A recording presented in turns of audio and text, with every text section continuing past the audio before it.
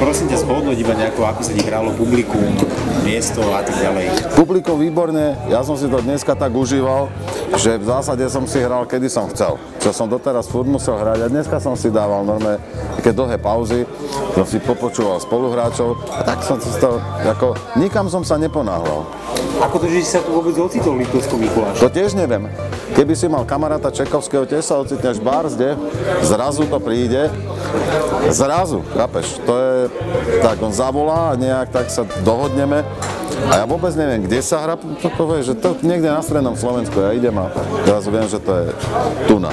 Pripravovaná akcia bola ten koncert so Slúkom. Áno.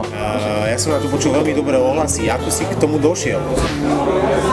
Doteraz všetci spájali folklór, zobrali folklór a dávali do toho nejaké prvky, či jazzové alebo rockové. A ja som to spravil tak, že sa vlastne hrá môj repertoár a do toho sa vsúval folklór. Dôležité je to, že tam nič ani neutrpeli, ani moje veci, neutrpel ani ten folklór. A je to hlavne, dobre sa to počúva. Na čom momentálne pracuješ? Ďalší nejaký projekt, na čo sa môžeme tešiť? Čo ďalej? Aké sú plány? Teraz sú plány, aby sa to s tým Slúkom, čo na chvíľku zaspalo, znovu podarilo oživiť. Či už to bude tak, alebo či to je so Slúkom, alebo so Cikým. To je dobré. Plány, pracujem na sebe, užívam si dovolenku, ale teraz znovu rozbieham všelijaké projekty. To vždycky najprv si to treba uvažiť, čo idem robiť a potom to robím.